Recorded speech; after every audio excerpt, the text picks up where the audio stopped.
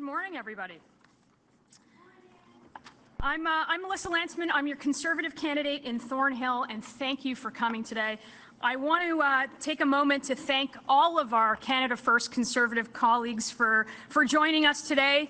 All of our candidates, in no particular order, but Francis Lavoie, Sandra Cabina, Anna Roberts, Rob Pierce, Parm Gill, Natalie Weed, Vincent Ho, Louis Sibera, Amarjeet Gill, BJ Podell, Jocelyn Peoria, Nita Kang, Sudeep Kang, Asim Tarun, Bernard Trottier, James Lynn, Suchita Jalan, and Vaughan Woodbridge's very own Michael Guliamin, Lionel Loganathan, Jaspreet Sandhu, Bob Dosanjh, Tim Iqbal, Roman Baber, Ashik Hussain, Amardeep Judge, Nicholas Pham, Gurmeet Sandhu, Bellant Matthew, and Malid Mikhail. Thanks for joining us today, and I have the honor of hosting Pierre Poilièvre today for this important announcement.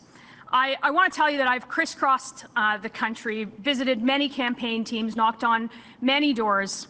And particular to those campaign teams, we see campaigns chock full of young people wanting change. Change so they can afford food, change so they can afford a home, change so they can live in safe streets. And all of those people working hard, knocking on doors for their Conservative candidates all over the country, wanting change for better days ahead in Canada. Because after this lost Liberal decade with costs and crime up, our economy down under America's thumb, it's clear that the Liberals don't deserve a fourth term. I know it, our candidates know it, our volunteers know it, and millions of Canadians know it. They want change.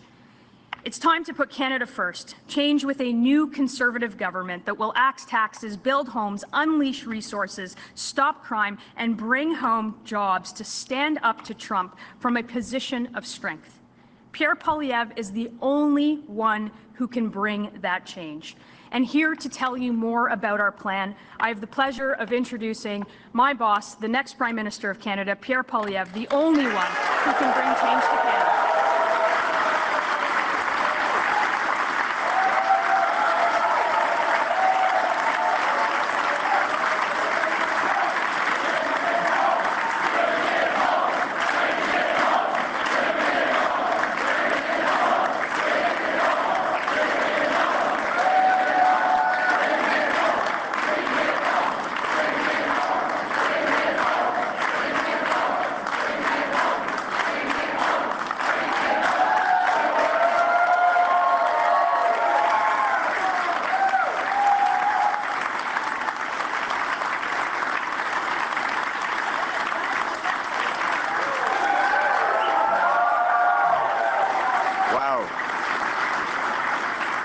Thank you very much to our great Deputy Leader, Melissa Lantsman, who is part of our team that is going to bring change to Canada. Here we are in Woodbridge to launch our platform, a platform whose title is Change. Change so that you can afford food and housing. Change so that you can live on a safe street. Change to put Canada first. Change is what we need now more than ever. Change offers the prospect of restoring the Canadian promise, the promise that hard work gives you a great life in a beautiful, affordable house on a safe street, protected by our brave troops under our proud flag. That is the Canadian promise. That is the promise the country made to me and to my wife, Anna. It's the promise that it made to countless generations who came before us. It is that promise that makes us so proud to be Canadians. It is the promise that we all owe to the next generation, and is the promise that it is my purpose in politics to restore. But after the lost Liberal decade, that promise is broken. Everything costs more. Seniors are choosing between heating and eating. Young people have given up on ever owning a home for the first time in the history of our country. Crime is raging out of control. Immigration has been broken by Liberal policies that grew population at a rate 3 times faster than our housing stock, crowding out homes, health care, and jobs. For 3 Liberal terms, Canada has had the worst GDP per capita of any country in the G7. Much of that while Mark Carney was Justin Trudeau's economic advisor. And the OECD forecasts that Canada will have the worst economic growth out of all of its roughly 40 nations for the next 30 years. La promesse du Canada, la promesse canadienne, que le travail acharné vous permette d'avoir une belle vie dans une maison abordable sur une rue sécuritaire, est une promesse qui est maintenant brisée par des libéraux. Après les décennies perdues des libéraux, les Canadiens n'ont plus les moyens de faire leurs épiceries. Les aînés doivent choisir entre se chauffer et manger. Les jeunes ont perdu tout espoir de devenir propriétaires un jour. La criminalité est en forte hausse. L'immigration est hors de contrôle. Au cours des 3 derniers mandats, les libéraux nous ont donné la pire croissance économique parmi le G7 et l'OCDE prévoit que nous aurons encore le pire pour les 30 prochaines années. C'est le bilan de Mark Carney comme conseiller économique à Justin Trudeau et c'est le bilan de Justin Trudeau et les libéraux. Donc, on ne peut pas prendre le risque d'un 4e mandat de coûts hors de contrôle et d'une économie qui est en descente. On a besoin d'un changement pour rendre la vie abordable et sécuritaire, un changement pour mettre le Canada d'abord. C'est pour ça que nous lançons notre plateforme aujourd'hui, pour faire changement et permettre ceux qui travaillent fort d'avoir une belle vie et une belle retraite dans des quartiers sécuritaires et une vie abordable. Now, you have to take into consideration the context in which we're announcing this platform for a change. Just Saturday, Mark Carney announced that not only will he keep all of Justin Trudeau's reckless spending, he will add $130 billion more. Spending that will drive costs higher for food, housing, and everything else. Spending that will risk our economy and threaten our future. It's not that Mark Carney is as bad as Justin Trudeau. He's far more costly. We also learned from media reports that the Carney platform was already written for Justin Trudeau.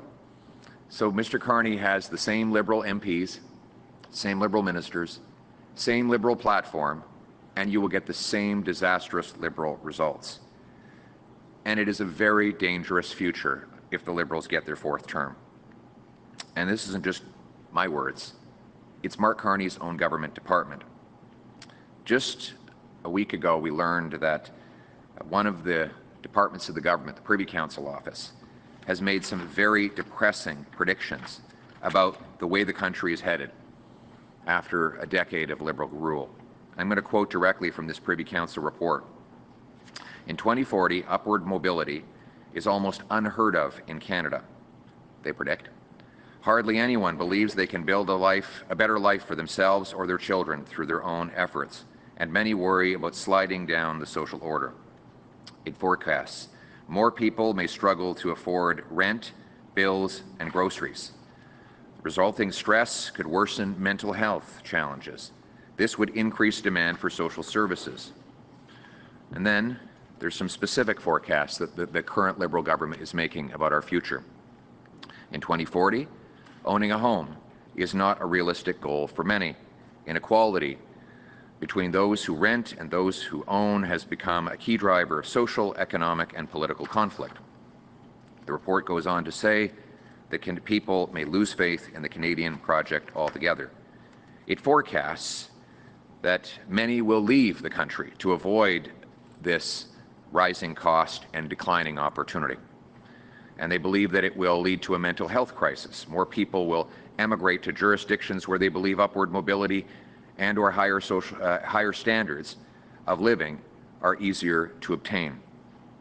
Quote, if young workers leave Canada, it may become harder to pay for the systems that support a growing number of older people. It says things are so bad that, and this is a quote, I'm quoting from the government here, if I had said this myself, you would have thought it was outlandish, but this is the government's own predictions about how bad things are headed right now. People may start to hunt, fish, and forage on public lands and waterways because they can't afford groceries anymore. This isn't my prediction. This is where the country is headed if we continue down the Liberal track.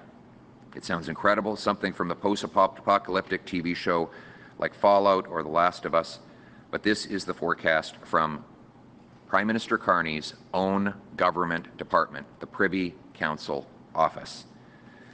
Now, Mr. Carney plans to continue the very policies that got us into this mess in the first place. In fact, he plans to go even further. $130 billion of additional spending above and beyond what Justin Trudeau had already promised will take the new debt that Liberals are projected to add over the next 4 years to $250 billion of inflationary, cost-driving spending that threatens our social programs and our future. M. Carney va non seulement maintenir toutes les dettes de Justin Trudeau, mais il prévoit d'ajouter encore plus de dettes et encore plus de dépenses, c'est-à-dire 130 milliards de dollars de nouvelles dépenses inflationnistes en plus du programme anti-croissance et anti-développement que les libéraux poursuivent depuis une décennie. Il dit qu'on devrait garder la moitié de notre pétrole dans la terre et il veut garder en place la loi anti-développement C-69.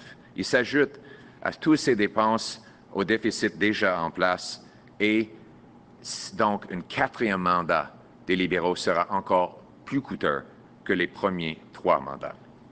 To pay for it, they'll have to print even more money and hike taxes even higher, with inflation driving up grocery costs, housing, and gas even worse, just like the last 5 years when he was Trudeau's economic advisor. But the good news is, it doesn't have to be this way. We can choose change. We can choose hope. We can choose our future.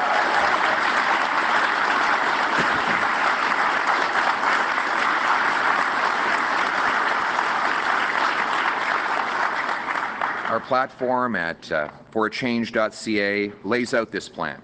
It is a plan that will lower taxes and debt by getting rid of bureaucracy, consulting fees, waste, and excessive foreign aid to dictators, terrorists, and global bureaucracy. It is a plan to build homes by removing taxes and bureaucracy. It is a plan for safe streets by locking up criminals for a change. Change to unleash our resources so that we can stand on our own 2 feet and stand up to Trump and anyone else from a position of strength. The choice is this: a 4th Liberal term with Mark Carney, whose reckless Liberal plan will add even more debt than Trudeau, or a new Conservative government with a responsible plan to save $125 billion and put us back on the path to growth and security. This is my plan for change. First, we will cut the Liberal deficit by 70% by cutting back on bureaucracy, consultants, foreign aid to dictators, terrorists, and global bureaucracies, slashing money for special interests, and unleashing $500 billion of extra economic growth by unlocking the power of our resources and home building. We will, thank you.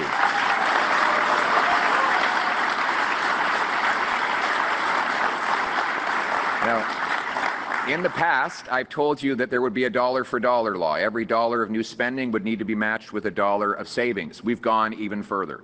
Every dollar of new spending in our platform, especially for things like defense, will be met with $1.50 in savings in other areas.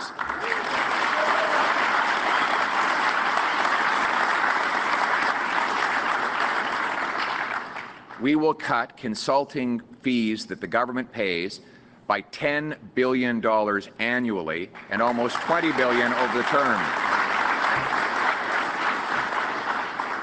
Gradually and through attrition, without mass layoffs, we will wind down the cost of the bureaucracy by hiring back only 2 people for every 3 who voluntarily retire.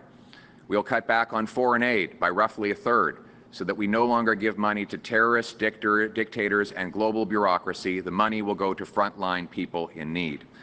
We will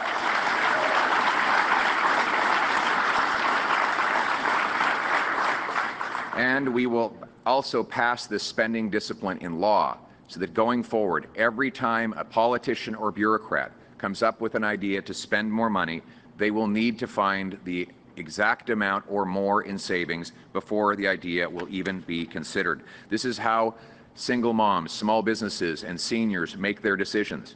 Whenever I spend money, I will think of it as my mother's money, a retired teacher. If she would not be happy with it coming out of her retirement funds, then I should not be happy spending it. Canadians have been pinching their pennies long enough. It's time for government to start pinching pennies as well.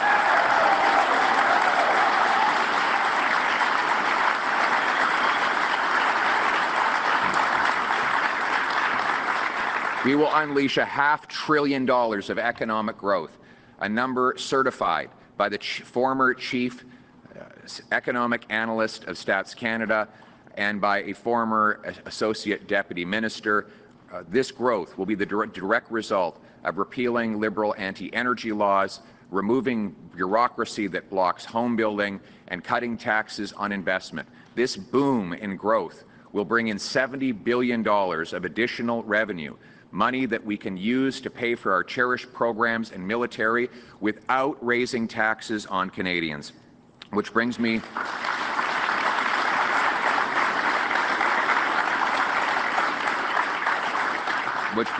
to my second plank, major plank, to bring an affordable life for a change.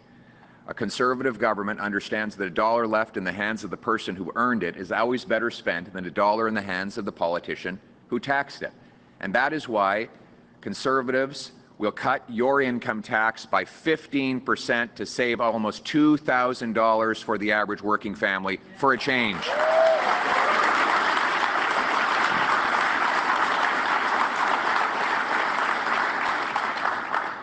Third, we will axe the federal sales tax on new homes up to $1.3 million and pay municipalities to cut their building taxes to knock $100,000 off the price of a new home and build 2.3 million homes for Canadians over the next 5 years.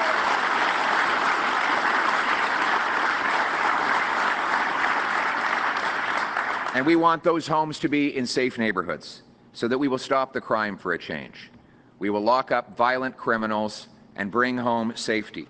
We will ensure that anyone convicted of 3 separate violent offenses will no longer ever be eligible for bail, parole, probation, or house arrest. It will be jail, not bail, jail, not bail, 3 strikes, and you're out.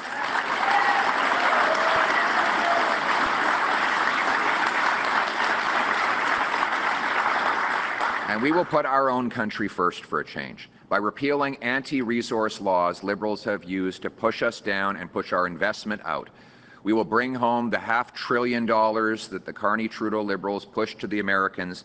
We will build pipelines, mines, and other major projects. We will use the funds to rebuild our military so that we are a truly sovereign and strong nation that stands on its own 2 feet and stands up to anyone who confronts us. We are a nation that is proud, a nation that will be strong, and a nation that will assert its sovereignty for a change. C'est ça mon plan pour le changement. Au cours des 4 prochaines années, un gouvernement conservateur va réduire le déficit. Au cours des 4 prochaines années, les conservateurs vont couper la bureaucratie, des consultants, l'aide à l'étranger et les baisses corporatifs pour réduire le coût du gouvernement et réduire les déficits libérales de 70%. En réduisant le coût, on peut réduire l'inflation et libérer de l'argent pour laisser plus dans la poche de monsieur et madame tout le monde.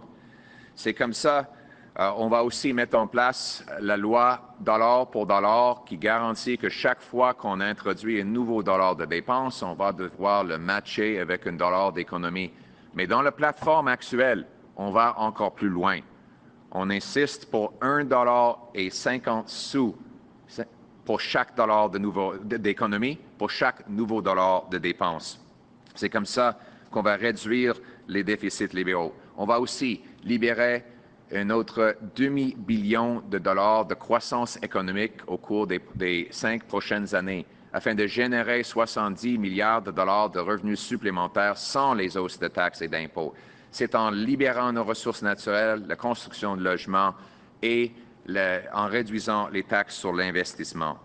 Parlant des taxes, mon plan que je vais réitérer aujourd'hui, c'est de couper vos impôts de 15 % pour économiser à une famille de travailleurs moyennes près de 2 000 $, de l'argent que vous pouvez dépenser dans votre économie locale pour supporter votre famille.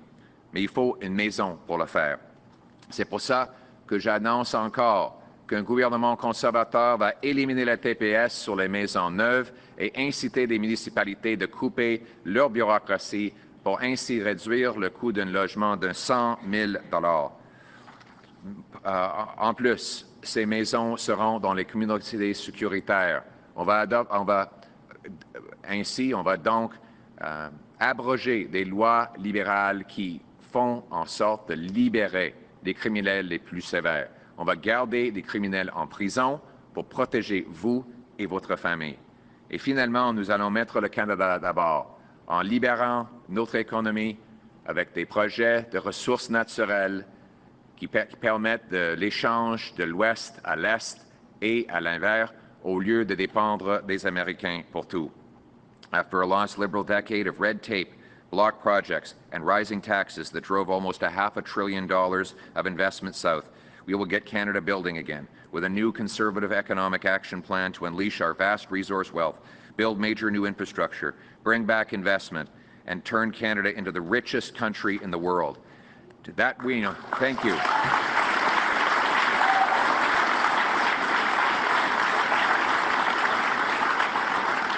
And by the way, richest country in the world is not just bragging points. It's not just to be at the top of the list of some OECD or G7 publication.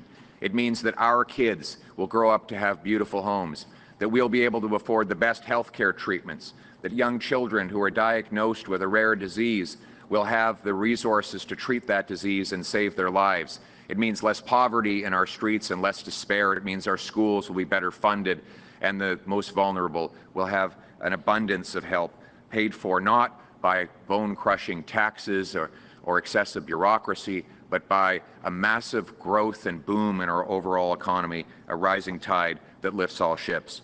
We will repeal the anti-development laws like C-69 that Mark Carney wants to keep in place. We'll get rid of the energy cap and unlock our energy production. We'll repeal the entire carbon tax for real, for everyone, for everything, for a change.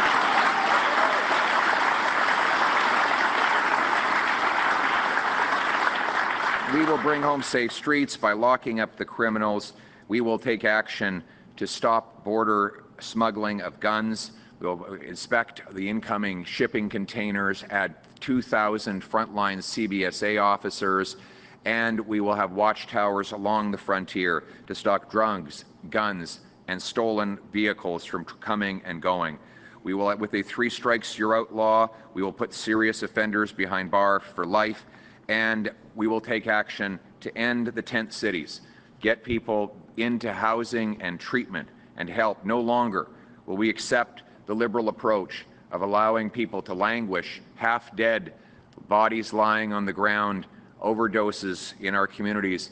These tent cities have been a terrible tragedy, a place where people go outdoors for effectively palliative care. We will end that by giving them hope that they can turn their lives around, get into housing, get their bodies clean of addiction, and reconnect with their families, because we're not going to give up on anyone. In fact, anyone who's out there suffering with an addiction, know this: we're going to provide 50,000 treatment spaces where you can go and get detox, counseling, group therapy, physical exercise, a job placement, and a home. So hang on, have hope, help is on the way.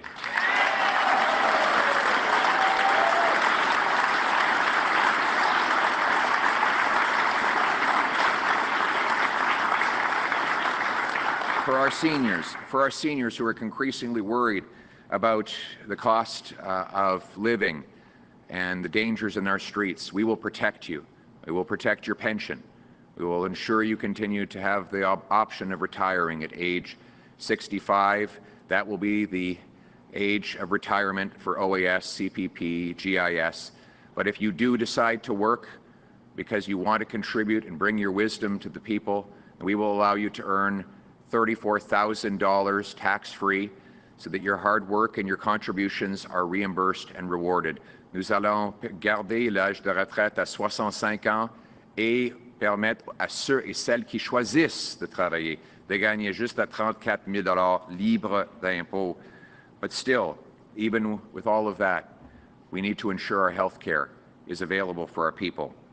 And that is why my platform commits to working with the provinces, maintaining the promised increases in health care with no cuts whatsoever, providing supplementary funds to help with more residency positions, and bring in a Blue Seal program to help immigrants take a test, prove they're qualified, and get to work in their field. All these measures combined will bring us an extra 15,000 doctors to treat our patients.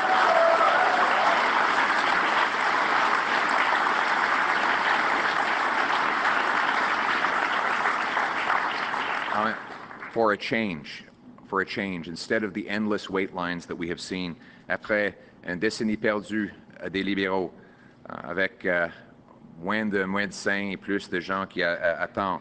Nous allons travailler en plein partenariat avec les provinces, en respectant leurs juridictions et en continuant d'augmenter les transferts en matière de santé, tout en créant un sceau bleu, un test qui permettrait des immigrants de prendre un examen, de prouver leur qualification et de travailler dans les domaines de la santé dans une entente signée avec toutes les provinces volontairement. Nous allons ajouter 15 000 médecins de plus à travers le Canada pour faire changement dans notre système de santé. And we're going to make sure that our health care, our housing, and our jobs are not overwhelmed. We will end the fraud in our international student program, the temporary foreign worker program, and cap population growth so that we always add health care, housing, and jobs faster than we add people. We will fix the broken immigration system for a change.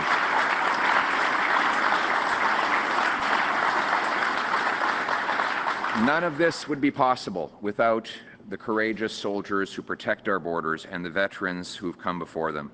And that is why Conservatives will rebuild our armed forces with 4 heavy icebreakers. We will fill the vacancies in the forces, add new landing strips in our far north, purchase the Poseidons and fighter aircraft. We will add the first Arctic base for Canada since the Cold War, CFB Iqaluit. We will once again, yes.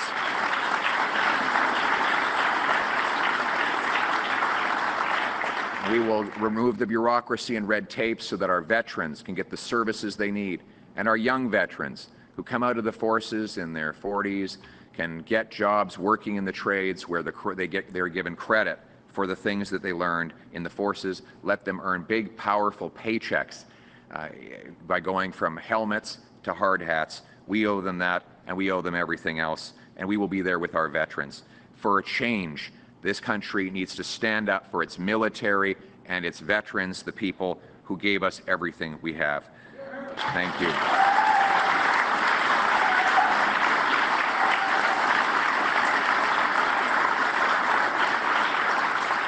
Now, this is a hopeful message, and this really is the choice.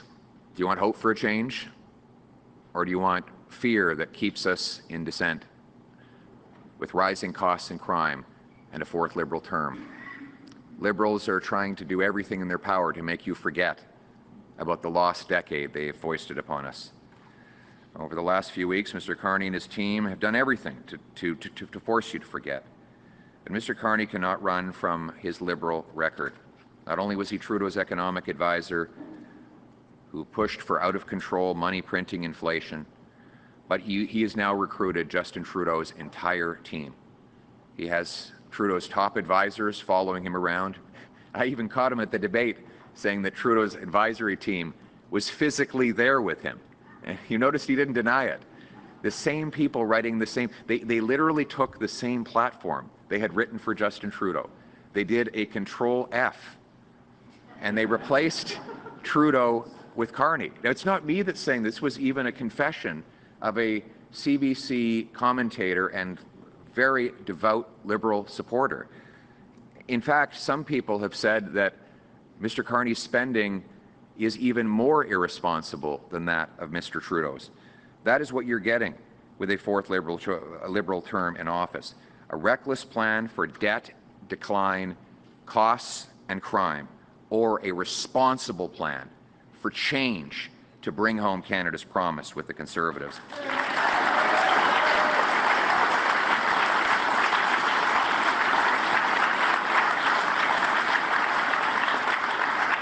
Au cours des dernières semaines de cette campagne, M. Carney et son équipe de libéraux ont fait tout pour vous faire oublier.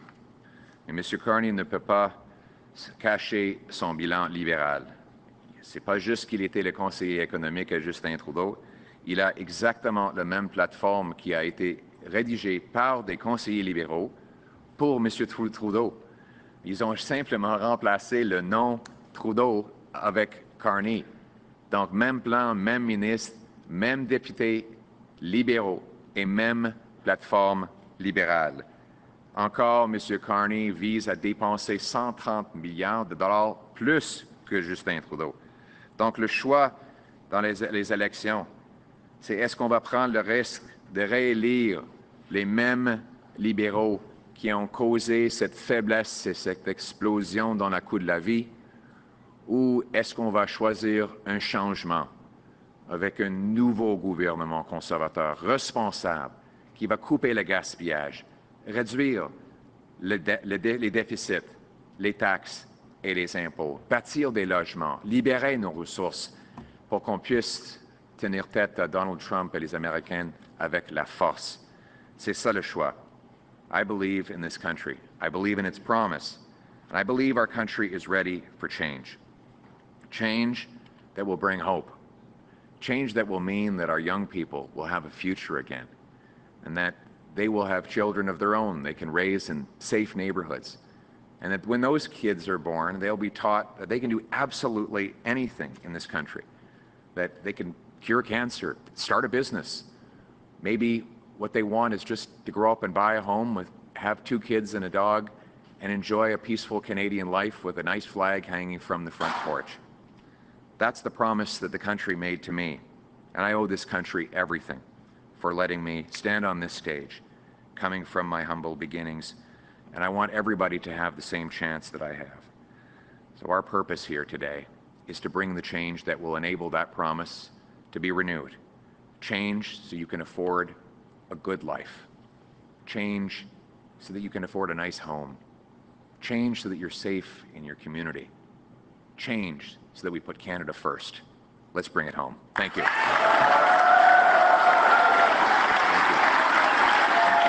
Thank you.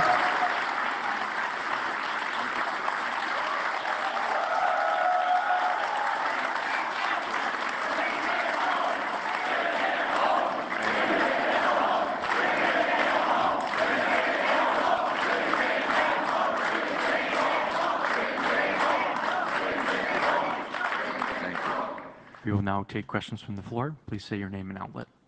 Good morning, Mr. Poilièvre. Nick Murray from the Canadian Press. Thank you. Your platform calls for $20 billion in revenue in the first year from tariff response, but you've previously said that a Conservative government would redistribute that to affected workers and tax cuts, and you've also said that you would look to pause tariffs in an early renegotiation of a new trade deal with the United States. So I'm wondering how you account for that $20 billion in revenue in year one with those variables at play and a $31 billion deficit already forecast. Yes, that's a very good question. So you're right, we are inheriting a very large Liberal deficit. It's actually $46.8 billion right now under the current Liberal government.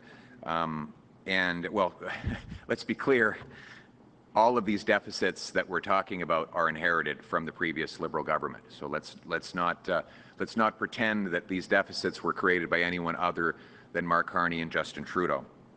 On the tariffs, I have to accept the numbers the government published. Mr. Carney has said that the tariffs will generate $20 billion. What I'm committed to is redistributing that money to Canadians through tax cuts and through targeted aid to industries that are directly affected. So I have said that we will be cutting taxes by more than $20 billion by lowering income tax 15%, axing the sales tax on new homes, letting seniors have $34,000 tax-free earnings should they choose, axing the sales tax on Canadian-made automobiles, axing the carbon tax. So we will use the money to cut taxes on work, investment, energy, and home building, and also to eliminate the capital gains tax on any monies reinvested in Canada. We also have set up a fund, I think it's $2 or $3 billion that we have put aside to keep Canadians working. It's called the Keep Canadians Working Fund. It is going to be a loan program, but it's going to target those businesses that we know can survive and thrive in the future, but are trying to avoid layoffs in the short term while we go through this unfortunate and frankly wrong-headed tariff dispute that the President has wrongly pursued. So look, the bottom line is that with all this going on, we can't afford a fourth Liberal term of rising costs and crime. We need a change with a new Conservative government that will cut waste, cap spending, lower taxes, and bring home an affordable life for all Canadians. Thank you. En français.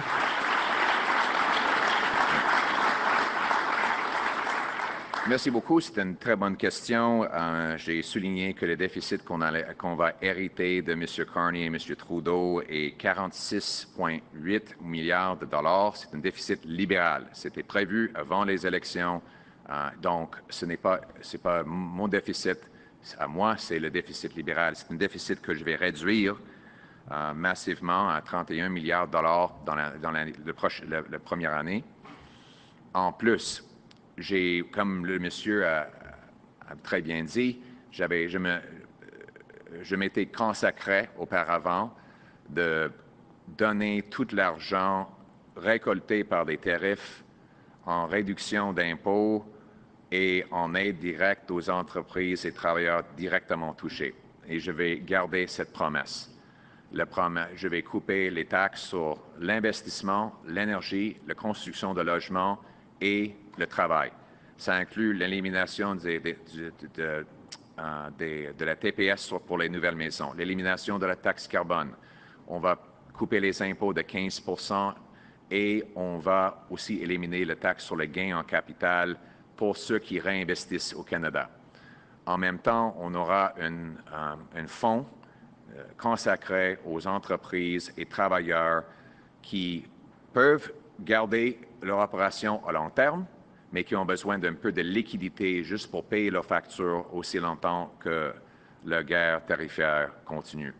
Donc, le choix pour les Canadiens, c'est après 10 ans des libéraux, de l'inflation, de dépenses hors de contrôle, on ne peut pas prendre le risque d'un quatrième mandat. Il faut que ça change avec un nouveau gouvernement conservateur qui va éliminer le gaspillage, couper les dépenses, réduire le coût de la vie pour faire changement.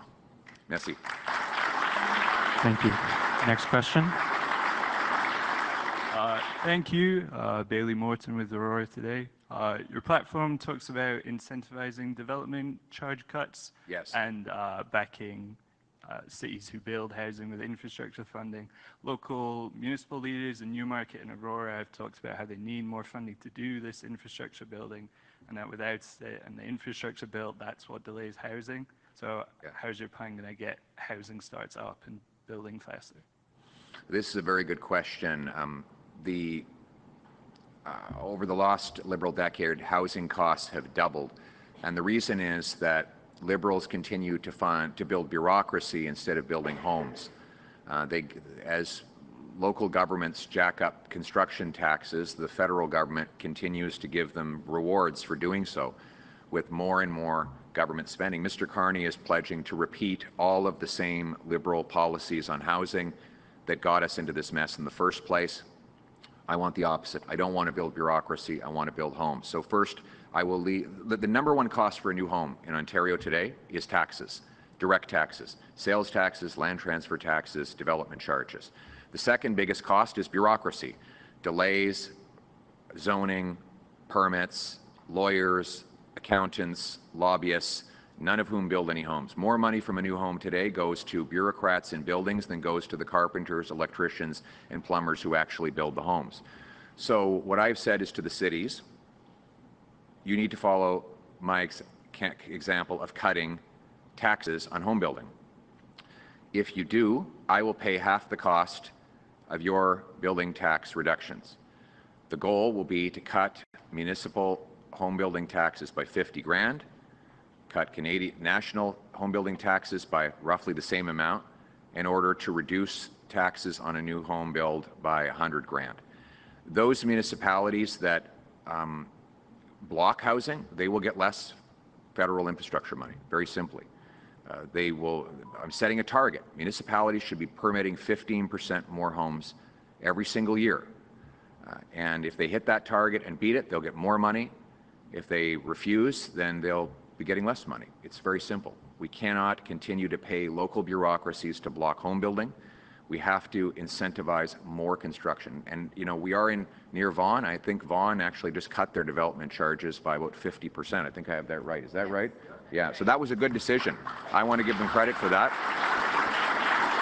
And I congratulated Mayor Del Duca for that. I know that he's a different color than I am, but when you acknowledge good work when it's done. And I would reward Vaughan and municipalities like that for making the right decision, because we have to axe taxes if we're going to build homes for a change. En français. Thank you. En français. Oh, merci. OK. Donc, la question, c'est comment faire pour encourager les municipalités d'accélérer la construction.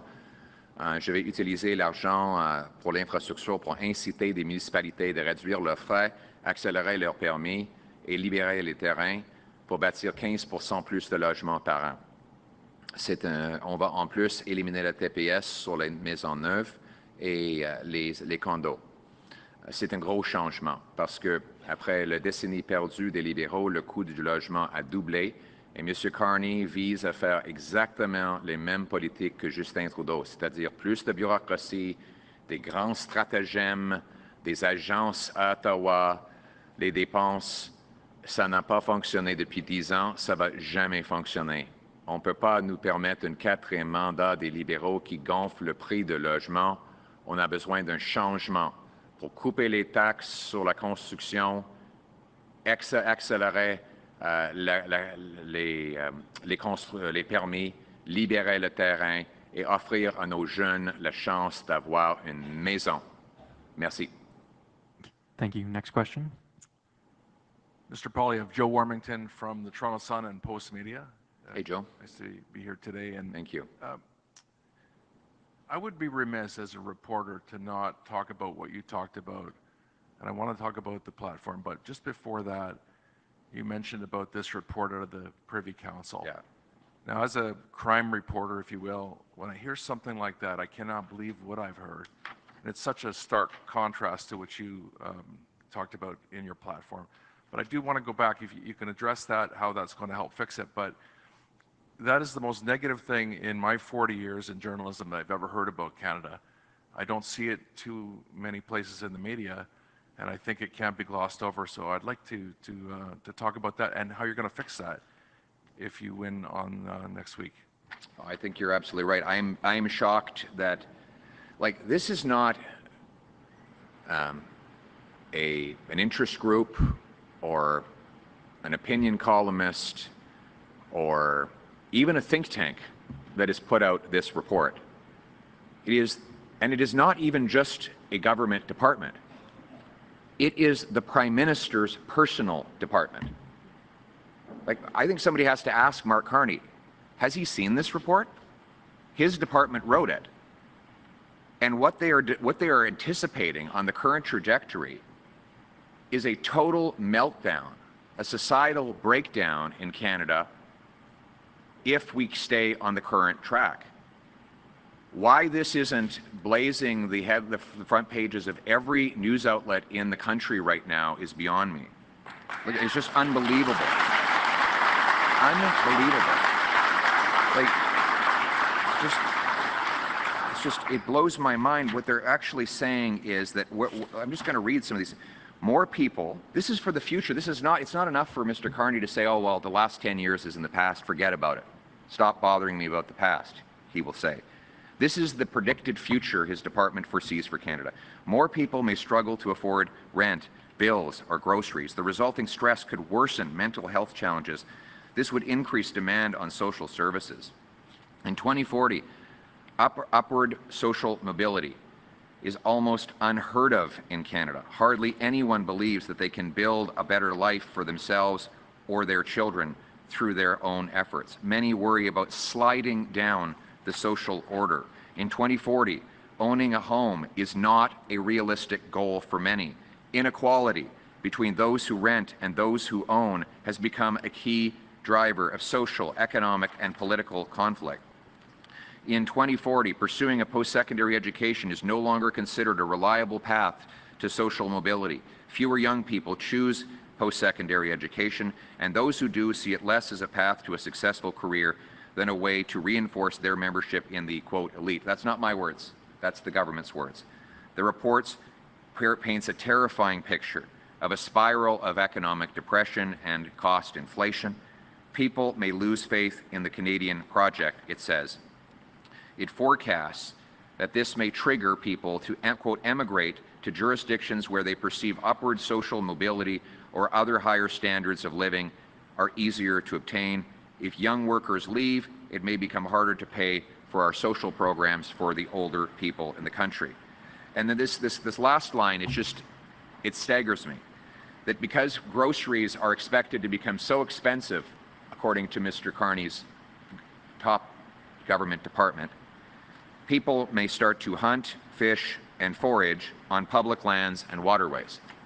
Like, it is just hard to believe when you read these words that this is about Canada. This is exactly why I'm in politics, to reverse this, to give people back the promise of this country. And we know what to do. We know how to get there. We have to unleash a plan for change, a plan that will cut people's taxes so their hard work pays off, that will remove bureaucracy so we can build over 2 million homes, that will lock up the violent criminals, that will unleash our resources to generate a $500 billion of extra economic growth, that will fund schools and hospitals and opportunity for our people. That's what's at stake. That's what change means. Thank you. En français. Mais je dois avouer, j'ai pas les mots en français du rapport. Évidemment, les médias qui s'y intéressent, évidemment, vont pouvoir obtenir parce que ça vient directement du département du Premier ministre, du Conseil privé. Et ce département dit que sur la trajectoire actuelle, l'idée d'accès à la propriété va être éliminée, que les gens vont arrêter d'aller au post-secondaire parce que ça ne leur donne pas d'espoir, qu'un grand nombre de nos jeunes vont simplement quitter le pays pour avoir l'opportunité ailleurs, et même qu'à cause des prix alimentaires, les gens vont devoir faire la chasse, la pêche et d'autres activités à l'extérieur pour chercher la nourriture. Ce n'est pas moi qui dis ça.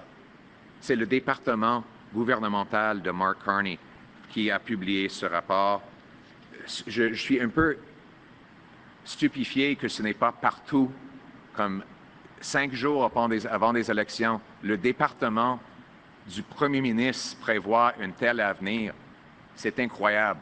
Mais moi, je prévois un autre avenir, avec un vrai changement, pour une vie abordable, pour des maisons abordables, pour la nourriture abordable, pour les rues sécuritaires, pour une croissance plus de $1 demi-billion de croissance supplémentaire qui va nous permettre de financer nos programmes sociaux et défendre notre souveraineté économique. C'est ça l'espoir. C'est pour ça que je suis en politique. C'est pour ça qu'il faut que ça change. Merci beaucoup. Thank you. Thank you. We will now go to the final question. Thank you. Bonjour, Mylène Crête de la presse. Dans votre plateforme, vous prévoyez à peu près 12 milliards de nouveaux revenus avec la construction de maisons. J'aimerais savoir qu'est-ce qui va générer ces revenus exactement.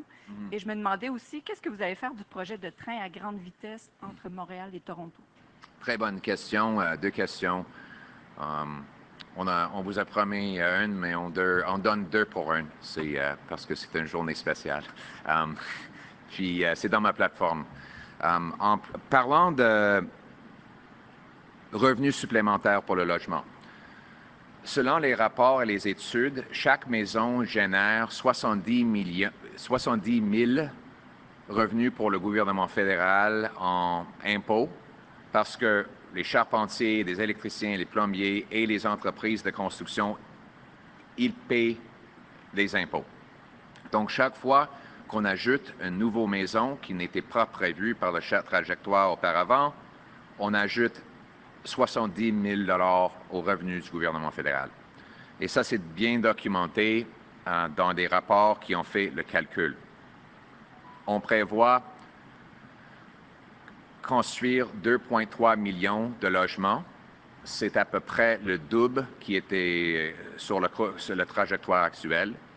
Les constructions de logements supplémentaires vont ainsi générer le revenu supplémentaire. Comment est-ce qu'on va le faire? On va éliminer le TPS sur les nouvelles maisons. On va inciter les municipalités de libérer le terrain, d'accélérer les permis et de couper leurs frais.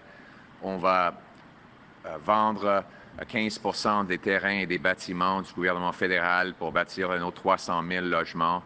Dans l'ensemble, on va pouvoir construire beaucoup plus, et les charpentiers et des autres métiers et les entreprises vont ainsi avoir plus de revenus et payer plus d'impôts et de taxes. Et c'est comme ça que ça marche, parce qu'après la décennie perdue où les libéraux ont doublé le coût du logement, il faut que ça change avec un nouveau gouvernement conservateur qui va couper les taxes et bâtir des logements. Merci. In English, please. Thank you. Thank you.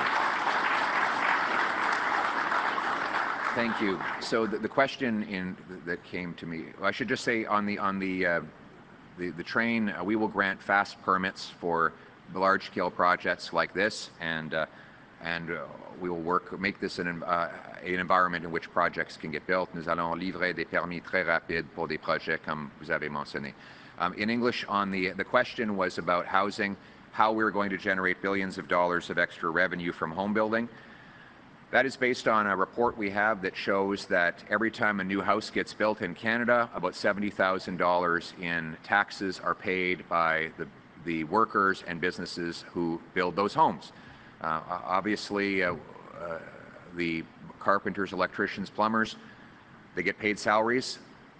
The companies make profits, and they all pay taxes. So every extra home we get built generates 70 grand for the government. We're going to build 2.3 million homes, which is about twice the current trajectory, which means there'll be a lot more economic revenue coming in for the government from home building. How will we do it? We'll axe the GST, the federal sales tax on new homes. We'll incentivize municipalities to cut their development charges, speed up their permits, free up land. We'll sell off 6,000 federal buildings, thousands of acres of federal land, and in that way we will build extra homes, which will generate additional tax revenue. This is a win-win-win after a lost Liberal decade of doubling housing costs. We can't afford a fourth term. We need a change to axe the taxes, cut the red tape, build the homes, and a bright future.